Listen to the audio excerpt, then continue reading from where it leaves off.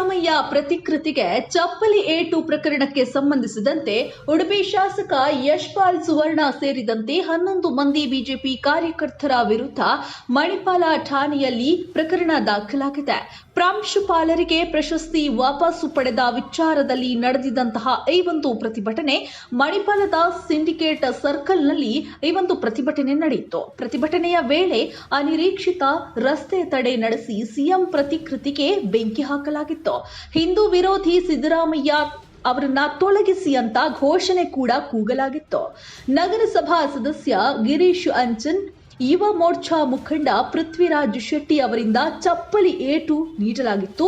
ಇನ್ನು ಶಾಂತಿ ಭಂಗ ತರುವಂತಹ ಉದ್ದೇಶದಿಂದ ಕೃತ್ಯವನ್ನ ಎಸಗಿದ್ದಾರೆ ಅಂತ ಕಾಂಗ್ರೆಸ್ ಮುಖಂಡರಿಂದ ದೂರು ದಾಖಲಾಗಿತ್ತು. ಎಂಎಸ್ಯುಐ ಮುಖಂಡ ಸೌರಭ್ ಬಲ್ಲಾಲ್ ಅವರಿಂದ ದೂರು ನೀಡಲಾಗಿತ್ತು. ಈ ಪ್ರಕರಣದಲ್ಲಿ ಶಾಸಕ ಯಶ್ಪಾಲ್ ಸುವರ್ಣ A5 ಆರೋಪಿಯಾಗಿದ್ದಾರೆ. ನಗರಸಭಾ ಅಧ್ಯಕ್ಷ ಪ್ರಭಾಕರ ಪೂಜಾರಿ ಸೇರಿದಂತೆ ಸದಸ್ಯರಾದ ಗಿರೀಶ್ ಅಂಚನ್, ವಿಜಯ ಕೊಡವೂರು, ಬಾಲಕೃಷ್ಣ ಶೆಟ್ಟಿ ವಿರುದ್ಧವೂ ದೂರು ದಾಖಲಾಗಿದೆ. ಇನ್ನು ಮಣಿಪಾಲ ಠಾಣೆಯಲ್ಲಿ ಪ್ರಕರಣ ದಾಖಲಾಗಿದೆ.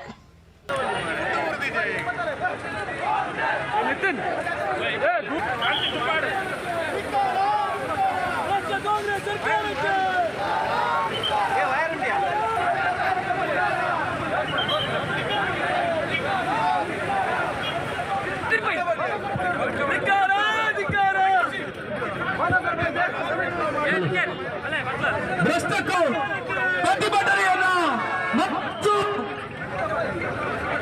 ಅರ್ಥಪೂರ್ಣವಾಗಿ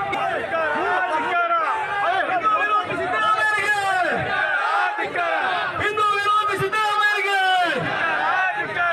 ತೊಲಗಿಸಿ ಹಿಂದೂ ವಿರೋಧಿ ಸಿದ್ದರಾಮಯ್ಯರಿಗೆ ತೊಲಗಿಸಿ ಮನಸ್ಥಿತಿಯುಳ್ಳ ಸಿದ್ದರಾಮಯ್ಯವರಿಗೆ